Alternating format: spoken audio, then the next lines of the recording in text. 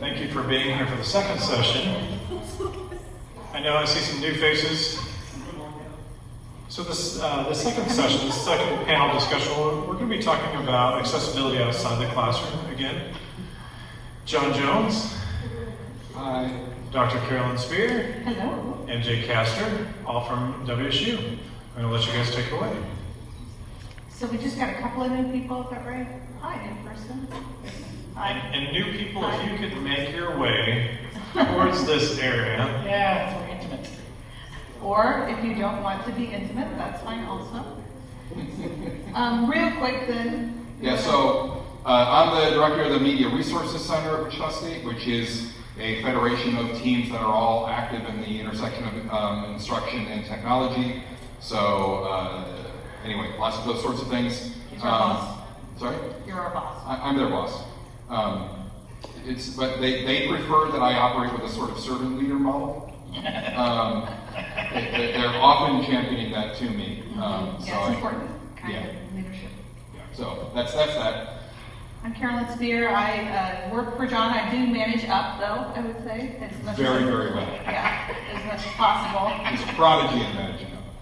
I have a team of, we are a team of 8 in instructional design and access. We deal with access issues that include accessibility, but we are not exclusive to accessibility. We also do instructional design, educational technology, lots of training. We provided over 1,300 hours of direct instruction training to faculty alone last year, not including our online digital resources.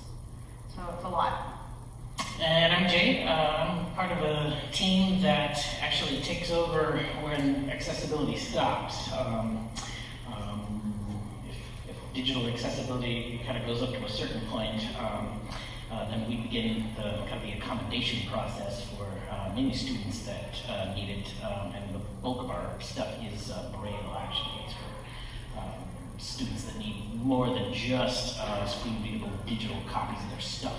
They need tactile diagrams for their classes and Braille. So that's what we do. One of the things we didn't mention last time, and just real quick, since he just introduced himself, John was at a conference. We found out this information sort of shockingly kind of late in the game. But WSU, like many institutions, used to buy these kinds of materials, and now we produce them in-house. There are lots of different places you can buy them from. You don't necessarily, the place you're getting them from, kind of like you buy things from Dillon's, but they didn't create it. It's the same thing with Braille. You may get it from a Kansas resource, but they didn't create it. A lot of those materials are created from Georgia Tech, a lot of Braille and tactographics, and they use prison labor to create Braille. When John asked him, well, what about the review process? Do you have academics who review it and make sure that, for example, when you have to take a graphic, from a textbook, you have to abstract it somewhat to make it a proper tactographic? Do you have somebody who looks at those things, an academic who looks at those things, and they said, Yeah, he said, no. And then he backed off on that and said, well, you'd be surprised at the expertise we have in the Georgia prison system. the population. Maybe not. But yeah, that was, I mean, I was digging at the question. I didn't even expect to get to that answer at the time, because we use a device called a picture in a flash, which uses swell paper to generate touchable graphics.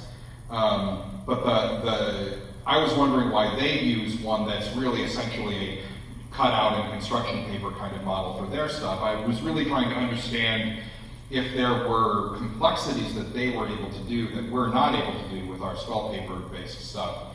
As it turns out, it's not that they can do more complex things with it, it's that their population of people working on that can at least be counted on to be able to use glue and construction paper. We're using Adobe Illustrator. And they have a lot of time on their hands. There's also a lot of time on their hands. So, but Carolyn scissors, one would hope. Yeah. I'm feeling like the scissors. they're all numbered and they all have to go back in the box. Okay. Enough jokes about that. So it's interesting. When you start to unpack all of this, though, it's interesting how things are being done. Now that we're getting to a place where, because of litigation, accessibility is just everywhere. It's just it's needing to be scaled and there's all this pressure on all these systems, then, you know, it pops open and you see what's been generating all this stuff from the beginning, and that was an interesting outcome. So yeah, you may feel like you're incarcerated in your office. Yeah. But you're not. So stop banging that tin cup on your Yeah. So this panel is about outside of the classroom, accessibility out of the classroom, and what we've been doing with that. We can. There were some initial steps that we got out of the gate with the agreement that we had with the NFB and stuff that was specifically called out. There were things like menus that we had to start working on brailing and stuff like that, because our student population who were needed braille and stuff like that wanted to be able to read a menu at the various restaurants on campus and stuff like that, and be able to access those things. They wanted to be able to order hot dogs at the concession stand at the baseball stadium. And that meant making sure that we talked to all those groups and getting braille going. But as we started working on that stuff, we started getting into some really interesting areas and started getting involved in things. Probably one of my favorite stories anyway is the Pizza Hut one. We were invited into conversations with the designers who were redesigning the university's Pizza Hut museum. If you didn't know that Wichita State is where Pizza Hut started, it is, and that's why you should not stop ordering from Papa John's. They were redesigning the museum because they were moving it as part of the Innovation Campus stuff that we've been doing up there. And it was exciting to get invited into the conversation to start working on things. And there were immediately big challenges and lots of things to learn about how to make that space accessible. We learned about things like putting rails in the floor. I'll just back off on this. Is that going to help? Not really. No. What were you guys doing? Nick, you're killing me here. Sorry, I don't know what's going on. I apologize. It's me. I have this electromagnetic field. So the Pizza Hut stuff, there are little rails that you can put in along the ground that help guide people around the room. With their canes, they actually can touch that and feel their way around. It was important to think about the way the displays were designed. Some of the early designs had very wavy, curvy sort of counters and stuff like that.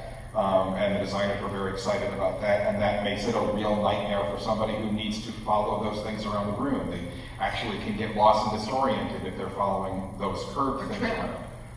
So we sort of straightened those things up. But one of the most interesting things we tried to tackle was the idea of how do we convey the information that's in the plaques and in all the other information that's provided on the thing. We investigated the idea of using Bluetooth beacons so people could access that stuff with their phones. Bluetooth beacons are not cheap, and they need to have their batteries replaced regularly, and so they continue to have expense. And in this, I mean, this is not a big museum. It's roughly the size of the bedroom you had when you grew up.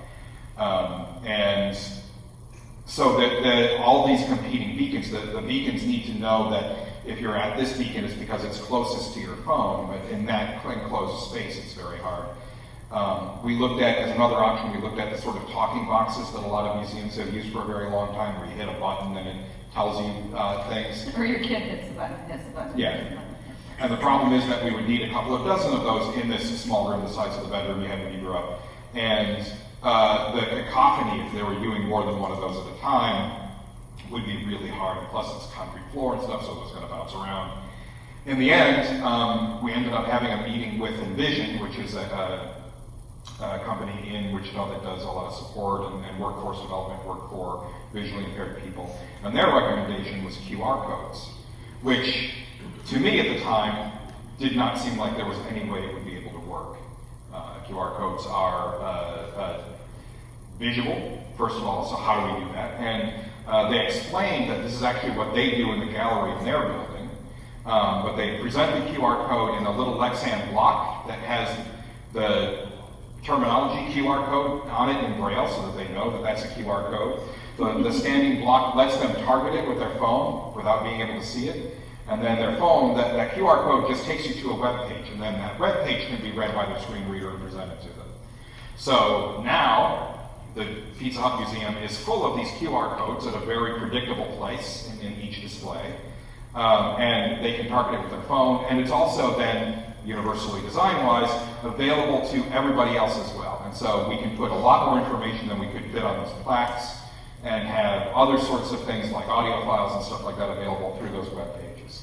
So that was a real revelation, and that let us really create a very accessible space. But one of the other things we didn't want to do was have Braille notebooks to convey all that stuff, because this is an unattended museum, and I don't know why somebody would steal a notebook full of Braille, but it's a university campus, somebody would steal a notebook full of Braille. It's just the way things go. If it's not nailed down, it moves. So a little bit of training. QR codes are very easy to read, but my experience tells me very few people understand how to do it. If you have a phone that has a camera, you turn on your camera and you point it at a QR code and don't take a picture, just point your camera, just turn on the camera, point it at the QR code, a little link will pop up on your phone, and you touch the link and it will take you to a web page. So if you were visually impaired, the link does have to be touched, but it's always in the same place on the phone. It always comes up on an iPhone, it comes up on the top, so you know where that was. You point your phone at a QR code and you can just touch in a predictable place and take you to a web page. You don't need a special app for a QR code. People used to require them, and I hear that pretty regularly from faculty. Yeah, I don't really even know how to use the QR code. So now you've been trained. Just point your phone at it and wait for the link to pop up. And there you go. Now you can read every QR code ever, except for the one on the cool little example we brought, because it turns out that the web page it's tied to is not currently live, which we just figured out just now. It's a planning. It was a pilot thing anyway. One of the things I wanted to point out about what John was saying, that is an issue with accessibility outside of the classroom. It's maybe it's maybe more intuitive in the classroom than it is outside the classroom. We hear it a lot. Well, I mean, they, whoever they are, this user, this faceless person who needs these services, they are going to be with someone. So if they go to a baseball game and they want a hot dog, then they don't need a menu, right? Because they're going to have somebody there who can read the menu to them. And that kind of underlying sort of low-level prejudice is just everywhere with accessibility outside of the classroom. Somehow inside the classroom, we get the idea that very few students come with an assistant. So we get that we're going to have to make everything so that they can independently use it because it's just going to be them in the classroom. But then we assume outside the classroom that they are going to have another human being that can be their eyes for them, be their ears for them, be their hands for them. The number one standard for accessibility really is probably, of all of the competing choices, is independence, is allowing people to have independent lives, to be able to the best of the ability of the technological ability and our ability to design solutions, we have independent solutions so that a person, whoever they are, can go to a freaking baseball game and go up to a concession stand and read a menu and order a hot dog. And they don't require another person with them. And that, I think, if you put that as your number one goal outside of the classroom, I think that will help you to order what needs to be done from an accessibility perspective. That was so profound, Jay's got nothing. No, I do. Except mine is, it kind of goes against all the precepts. We can try to second guess and anticipate up to a certain point, but at least the students that I work with kind of blow my mind and defy my expectations on a regular basis. And I told this story in either my math or science. One of the couple 3 students that I work with now, she's an upper level biology student, and about a year ago took an upper level biology course, vertebrate anatomy, and they studied all the structures inside about 8 or 10 different kind of critters, like a shark and a cat and a pig, and just kind of those gross things that get dissected in biology classes. And a major component of that course was the lab was almost all dissection and identification. And long story short, you won't believe it, but this student was one of the best dissectors in her class. And just every time there was an exam or an assignment that had to do with that, just blew it out of the park. Because, it turns out she's just brilliant anyway, but is very dexterous and very gentle, and was the only person better with a scalpel in that class was her own professor, because she could make these really delicate cuts and fold things aside. And if she had a probe in her hand, she was helping the students in her lab section find things like the gallbladder of the shark, or one student asked her to help them find the lungs of the shark. Just think about that for a second. She said, "I can't help you there. Go keep looking."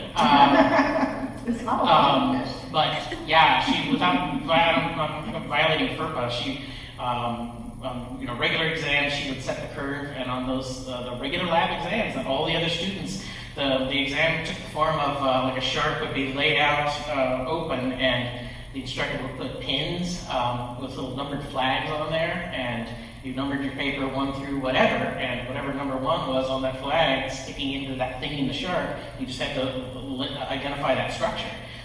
She couldn't do it just like that, but she had kind of a lab assistant helping her, and what they would do is just kind of put the probe on the structure where the flag was in the regular part of the exam, and then let her kind of feel and probe around and figure out what it was, and then just name what that was. And she knocked those exams out of the park. So people just surprise the heck out of me most of the time. So I mean, we can try to second guess and anticipate, and we can try to make things as universal as we can. But more times often than not, and it's just shocking to hear me say this because I'm such a pessimist, but people will baffle you in positive ways and really just defy your expectations, I think. But they have to get in the room. Yeah. They have to get in the lab, or they have to get at the play, or they have to do whatever. And there is a culture of every group has a culture, right? But the example that I used in my thing comes to my mind too. People will defy you both in positive ways and also, if not in negative ways, in sort of scary ways. Let me give you an example. We are trying to make our art gallery accessible.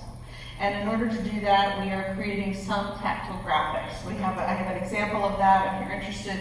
It's a really cool thing and we can talk through it. It's different from the Pizza Hut museum, because the Pizza Museum does stuff. And these are visual pieces of visual art, and so trying to work with accessibility is different. And there aren't a lot of standards for this because, shockingly, there's not a big cultural push for blind people to go to visual art galleries. May not surprise you to hear that, but it apparently surprised me because this, I knew that this was a technical challenge. I knew that this was going to be an expensive challenge. I knew I was going to need an artist. I kept saying, I need an artist, I need an artist. Finally got an artist, and we benefited tremendously from Jay's office and a year of just intensive study and production and working with students to create tactile graphics. They had all this really deep and good applied knowledge.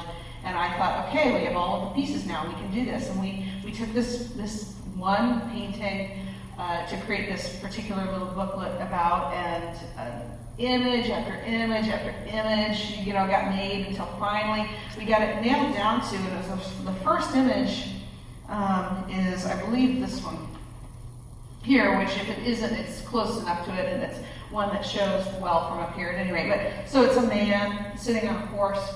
And so we were working with this same student, this J student, and we weren't telling her what the images were of. We were just trying to get it to the point where she could finally, know, because they were just trying to get them translated correctly. And so we finally get it. She's feeling this image, and she said, "Oh, is that a horse?"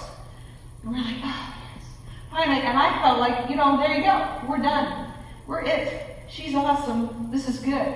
And then she said, horse looks like because I've brushed horses before. And then it occurred to me, not everybody knows what a horse looks like. She's from North Dakota and Kansas, and happens to know what a horse looks like because she's brushed one. So the same student who can identify, knows A, that sharks don't have lungs, and can identify the liver in a, fluke or something, a liver fluke, whatever flukes have. She's spectacular at that, but she's being trained as to what each one of these things are as she goes.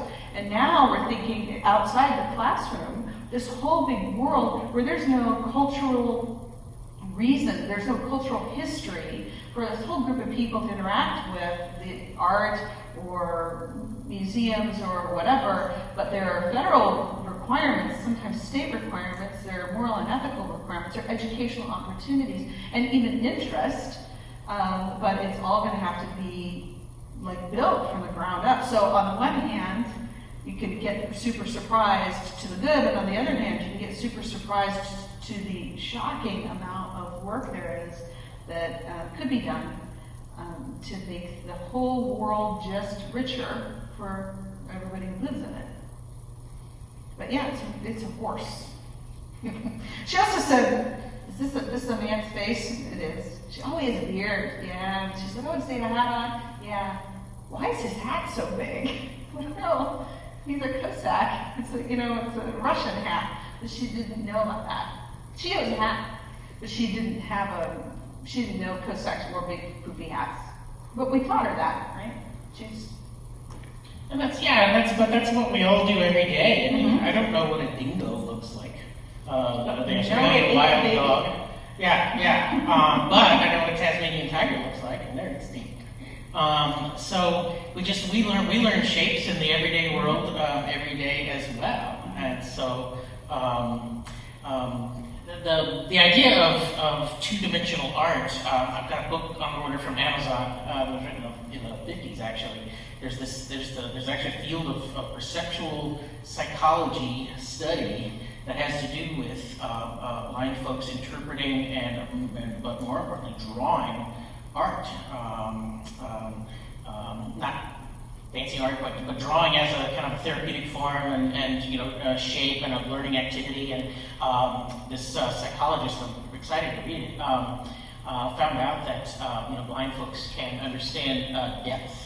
If you have a tactile drawing, like an isometric, the thing that's like 45 degrees, you got a square, and then it kind of goes off at an angle to create the illusion of depth. Folks, even without a lot of training, can understand that on a tactile level, and then they would have students, blind students, draw a table as you're looking at it if you're standing in front of it, and then draw a table if you're lying down underneath it looking up, and a number of folks would draw the legs kind of sticking outward, just kind of like we would do actually if we were going to draw a table. So it's starting to blow my mind a little bit, the idea of perception and the stuff that's there on the page, because we deal with our biology diagrams and I'm doing calculus in just kind of 2 dimensions and just very discrete and things inside other things, and there's a whole fascinating kind of realm out there. And just think there's this segment of the population of the world that's doesn't know what Picasso's Guernica looks like or feels like, because you can't go up to the real thing, but you can just feel the representation of that. And every once in a while I'll try with one or both of the students I'll just draw something like a shape that's a symbol or an icon that's really common in our society that she may not have seen, and let her kind of feel that. I've got a Guy Fawkes mask hanging on my wall, from V for Vendetta. It's got that very distinct big mustache and that big grin and whatever. One time I let her kind of feel that, and said, "This is in this day and age, it's kind of an important cultural symbol. So you should just feel that." So anyway. So I guess the takeaway on that is you can't take anything for granted. Yeah. You can't assume that an impairment means that somebody can't do something, and you can't walk in assuming that everybody has the same knowledge that you don't even know is knowledge. Yep. You don't know what a horse looks like as knowledge until you meet somebody who doesn't have it. So yeah, it's challenging. And outside the classroom, it's particularly challenging because then you're away from goals and specific content and tests on Friday and all of that. I think it's important too to remember that impairment doesn't mean you can't think symbolically. Right, exactly. So Mark said it's important to remember that impairment doesn't mean that you can't think symbolically, or it's not, But it has to be sort of laid out in very descriptive terms. Mm-hmm. Maybe the better way is symbolically. Yes, symbols might. You want to address the difference between impairment and disability when we're so careful about that? Want me to address that? Go for it. There are World Health definitions of different kinds of words associated with the disability realm, and they make a distinction between impairment, which is just there's something going on, right? There's something wrong or something different, something that is going on. If I didn't have one of the fingers on my hand, my left hand, I would be impaired. Disability then is a different concept. It is the way in which that impairment stops you from being able to do something. Disability is defined in the experienced world, that it's not you may have, we all have impairments, but are you disabled by that impairment? So what we want to focus on is not, whenever possible, disabling one of our students, faculty, staff, guests to campus, whatever, who happens to have an impairment through our own actions, our unavoidable or avoidable actions. There may well be unavoidable things, but we want to pare it down to only the unavoidable things, so that impairment is impairment, but we don't disable you. So one of the other areas that we spend a lot of time trying to manage accessibility outside of the classroom is in procurement. And this is a major challenge for us as an institution. But really, one of the first things that we had to do as part of our response to our agreement with the NFB was to conduct an audit of all of our technology, all of our, they referred to it as the EIT audit, the Electronic and Information Technology audit. So every hunk of programming that we use, just about anything that plugs in has to be evaluated. So everything from Blackboard, Banner, which is our student information system, to the vending machines. That app that he's using for the audio thing. Yeah.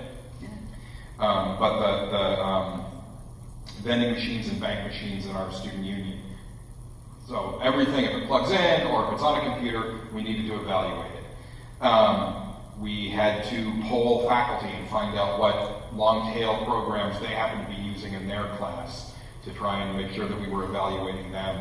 We had to look for anything that we could think of, and we're still trying to work on that stuff, and then evaluate it and try and figure out what we could do to manage the accessibility problems of it, and then make sure that in the future we aren't running into those problems with new stuff that we purchase. We've had interesting conversations with our purchasing department, trying to make sure that they add accessibility reviews into their processes, and they're not fans, believe it or not, purchasing isn't fans of being the bad guys. So they didn't want to do that, so now we've had to work with our general counsel's office and make sure it's part of contracts instead. But that's something that's sort of a political challenge you deal with in each institution differently. But we also need to make sure that we're working with people who may be adopting a piece of technology to solve a particular problem, and that isn't something that has to be paid for. So we're all using Google Docs and stuff like that, and Google Forms to try and address a quick information gathering need in our department or something like that.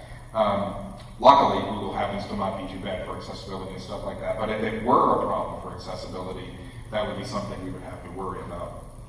And of course, it can be used in ways that interfere with accessibility as well. But that becomes a huge challenge that we have to try and face as we go forward. Making sure that everything that we bring to campus, every piece of software, every program, every video, every book. So this is a good one. We have a book that's coming to campus in the fall Every year, the freshman class reads a book together. That's a thing. The folks in charge of that in our orientation and student success group picked this year's particular book, and they said, oh, and the author's in town. She'll do an audio recording of the book, and everything will be fine. Where can we get it recorded? And, well, there's copyright problems with that. She doesn't own the copyright to the book. The publisher does, so she can't create the audio version herself. The publisher has to be involved in that process. So that's a problem. And the audio version, while it does make that available to people who can't read the paper book, it's not as good as something like an EPUB version or other digital version would be. So that would be what we would really want to do. So we're trying to work out those challenges. But when you make a choice like that, even if it's for that sort of student enrichment thing, we need to be trying to make that stuff accessible. Yeah, and there's lots of things. As I look out over this room, you have the gray carpet runner between the seats, and then they have a lighter floor. So that's nice. You have good color contrast between where people are walking one direction and when they turn and walk another direction. This is often a low light environment, and that contrast edge of color there helps people know where to step. That is something that improves the accessibility of this built space. It's probably just a design choice. It's probably not something they did for accessibility, but that kind of line color, that's a thing that's kind of a standard recommendation for floor situations. Feel as well. Yeah, it is. Yeah, right. So you can ask, is this accessible about basically any choice that you make ever? And it's an appropriate question and may well give you insight that would help to make better decisions. That aren't going to cost more money, or you're going to be more, whatever. Eddie, how are we doing on time, Eddie? Oh, we're doing great on time. We have about 10 minutes. Do you want to open up to questions?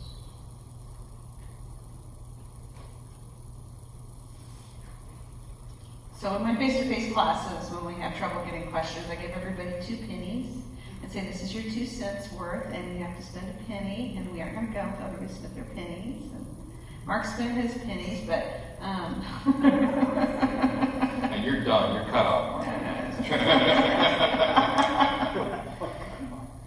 On your example, between disability and impairment, can you draw me a picture?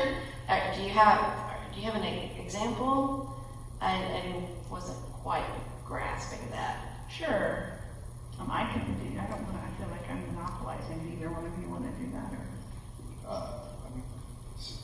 I think you had one example where a student had lost a digit, or Right, that's true. Yeah. that's considered An impairment. an impairment. Sure. The example I was using in my talk earlier this morning was the guitarist Django Reinhardt had a damaged left hand. You manipulate your guitar with the left hand. He only had 2 working fingers on his left hand, so he was impaired, but he was able to play the guitar because he retrained himself on how to do the chords with those 2 working fingers. So he ultimately wasn't disabled from the point of view of playing a guitar by that impairment, or at least not significantly so, being one of the greatest of all time. I am super short. You can see here, it's not just because I have a skirt on that I'm being so ladylike. My feet actually don't really touch the ground. That's not what anybody would call some sort of ADA impairment, but it causes me a lot of lower back problems, and there's a lot of issues that I have because of that. I have a step stool under my desk so that I can put my feet flat on the ground, to me, when I'm working, so that I don't get follow-on injury from the fact that I happen to just be impaired in my height. So, not the same kind of thing, but it illustrates the idea that you can have something about you that might cause problems, that if I were required by my employer to always... Play a pickup game with the shockers. Yeah, right, exactly. Pickup I was basketball like, game, wait, Or just get something off a high shelf. Yeah, right. Or a shelf. Okay, so it's fun to make fun of the shoulders. But so WSU doesn't make that a disability, doesn't, because it it provides this one. Actually, I asked HR if I can have a step stool because my feet don't touch the ground, and apparently there is a federal regulation about how they have to provide certain work, stations for me. So I guess, or say I was a receptionist at a law firm and they hired me because it was just stunningly beautiful, but they said, oh, you're not stunningly beautiful with your glasses on, so you aren't allowed to wear your glasses when you're at work. Well, I might have a visual impairment, but I would be disabled by my employer's choice to not allow me to wear my glasses, right? Then they would be disabling me. So in and of itself, the impairment is actually pretty meaningless, and you can wear your glasses, or you can learn to fret, or you can figure out shark innards or whatever. But when we say no, you can't, or we set something up that's an unreasonable expectation, it's not necessary to the outcome, then we are disabling someone. Okay, good. Yes, ma'am? Here it comes, that's so good. Accessibility, face-to-face accessible presentation rule number 1. If there is a microphone in the room, use the microphone. Can you talk about some of the things that you did with student services, or like student activities and student life with accessibility? So,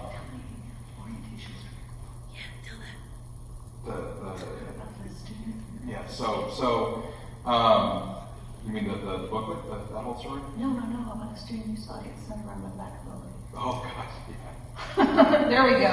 Maybe score, so you remember. Okay, so this is just me walking across campus, and there's one of the orientation tour groups going on. And I watched as the tour guide is talking, doing the whole tour guide backwards walk, blah, blah, blah, blah, blah. This is the library does this, blah, blah, blah. And he leads his group up the short, 10-step staircase up to the level where the library is and starts heading into the museum. In his particular tour group was a student who was in a motorized wheelchair. And I happened to be in the right place at the right time to see that student identify that was a staircase, then have to disconnect from the train, from the tour, just in the moment, still just cognitively identify, I'm going to have to find another way around. He was able to see that there was a ramp around this other side, and then so he's got to floor it, and it was kind of fun watching him zoom. And still was hard to go fast. But he went and zoomed around and was able to follow up behind the rest of the group. And the tour guide was so focused on just giving the tour, he didn't even notice that he had done that to this particular student. So I went back to the woman who runs that group and I said, hey, I saw this, you really need to focus on it, blah, blah, blah. But that was a powerful moment in just how we can accidentally, inadvertently, turn somebody's situation on that and disable that student by forcing him to go around that way, forcing him to miss part of the tour because he had to go around that way. And all we had to do was leave the whole group around by that ramp. Wouldn't have been any big deal at all. So there's the rest of the story about that. So then he reaches out to that office and says, we have this problem, what are you going to do? And the office, the woman who runs the office said, hey, you guys know about accessibility, can you send one of your people to do an audit of our orientation day for, welcome to campus, a whole day long thing with games and tours and meals and filling out forms and all that jazz.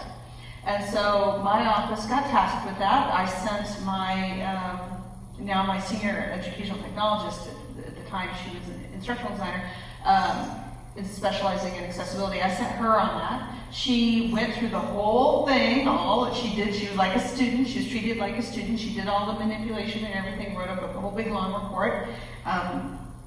We talked to them. We made recommendations to them, and then that woman who runs the whole thing and the woman who works for her took that, and a couple of months later called me up and said, hey, we want to present at our conference, our regional conference for orientations and student services. Is it okay with you if we talk about accessibility? And I did think to myself briefly, I don't know if they can talk about this, but what am I going to say? No, you should definitely go do that. So they went and did it. They did throw their stuff past me, and I kind of helped them. And they went and did it, and they won the best presentation at their regional conference, giving them an automatic bid to their national conference. And they came back to me and said, oh my gosh, we're out of our water depth now. We really can't do a national conference. That's too much. Will you come and help us? So I'm actually going to go with them. And we have recommended for this accessibility thing a day-long training that as a pre-conference activity for this conference, as well as then just a regular session on accessible orientations. And all really started, we stuck our nose in that tent when he stuck his nose in that tent because of this one thing he saw. Otherwise, this isn't our business. This is not, we are in academic affairs, all of us, not on the student affairs side of the house, but that's how we kind of got involved in that. But then the rest of the story is, and Jay can tell the rest of the story. Yeah, it's the story I told in the last, was it the last session? About the Word document that took almost a week to remediate. That would have taken half a minute or a minute from the outset. So And that was an orientation document. yeah. But we had a student coming in the fall who uses Braille, and they had to have it. So it started with a problem. They're really making strides, and they still have a ways to go. And there just isn't an office there isn't the same support on that side, so we're trying to step in and provide that support for that whole side of the university. It is really, really useful that they were as engaged and interested in trying to provide that support for their students as they are. It's a real testament to them. We were lucky to be able to be in the right place at the right time and do that sort of thing. But it is, especially for Carolyn who gets to go on the trip, if you were at my keynote, you saw the underpants nose slide. This is the profit part. You get to have the trip. You get to have the trip. So what about when they're not engaged, or when they say that they think they know best and you know that they don't? So yeah, it can be any particular office, any sort of folks that you're Or working even with. an instructor in some cases. There's two answers to that. Yeah, there's so these are the battles that you fight every day. That changing minds, changing attitudes, and stuff like that is something where you get to move the chess pieces that can move, and the ones that can't, you're not going to be able to move. We identified problems with our purchasing group, and we weren't able to get them to own the need for accessibility, so we found another way around and went to our general counsel's office. So where you can be resilient and find other solutions, that's going to be important. If you need to try and get higher level buy-in so that that person can feel some pressure, that may be important. And it may just be a question of sometimes people need to hear ideas a couple of times. We ran into this again with the museum piece. We took our presentation to them, we had a meeting with them, we showed them this packet, we said, hey, we would really love to do all this stuff with you, we really want to help you with this stuff. And they were... Well, we have designers. Yeah, we can... We have some designers ourselves. And we went away. We were convinced that they weren't going to do anything. A couple of months later, they started talking to us about how they're putting QR codes on the signage for all of the sculpture around campus that they're doing. Also, our sculpture collection, we have one, I think two now, pieces of sculpture that have the QR codes on them, and they're now that's part of the design. As they replace them, that's going to happen. And then, like a month later, they're like, okay, so we're doing this show, and we really want to do this. People will very often be resistant as a defense, and it doesn't mean that they're really not hearing you. Right. But you need to sort of be resilient enough to get on with that and just move on and let them digest and think about it and then come back to it. Sometimes they may need that message a couple of times. Sometimes they may need an experience that's going to wake them up a little bit. Sometimes they may need to hear from their colleagues who have done this. Hey, we worked with those guys and it really wasn't so bad. And hey, look what we did. We just got to go to this national conference because we did that. All of that stuff's going to erode resistance. But it just takes time. And again, you have to not hear no as no, it's just not yet. Yeah. Over the years, we've developed it started as a joke, but it's actually a really powerful metaphor. The Kubler-Ross stages of grief. There's anger and denial and Bargaining. Yeah, bargaining. We could stay at bargaining a long time. We kind of figured out, and started with ourselves even, but that folks actually go through those stages of grief when they're confronted with your stuff needs to be accessible. And immediately there is anger or denial or anger, and it really does work like that. So sometimes we've just had to kind of wait for those stages to manifest themselves, and then we can get on to business. Because the people couldn't be better than the Ulrich now. I mean, they're Yeah. really starting to think Yeah. about this from a broad, interesting point of view. And, if you promote the people who are really successful, that helps people who are being recalcitrant maybe Yeah. start to move from one stage of grief to the next Yeah. as they see some of their peers getting promoted. Celebrate every small victory. Yeah. Every little thing, every, pencil cap that's in the right word, whatever. Just lost. It's been a long day. So one more question. Speaking Yes. of small, for department, staff, administration, what's the first thing you recommend they do? Getting started. So the first thing I would do is encourage them to take a look at what their IT group can do for office training. With the accessibility tools that are built, Microsoft Office training, sorry. The accessibility tools that are built into Word and Excel and PowerPoint, stuff like that, are incredibly useful and a very good place to start. And just building those habits and the changes there, you're learning how to use those tools. There's a lot of power in those tools that none of us really, think we know how to use Word and don't know how to use Word. We think we know how to use Excel, but there's a ton that we can do in that if we just knew a couple more things. So starting with training in that way is a really powerful first step.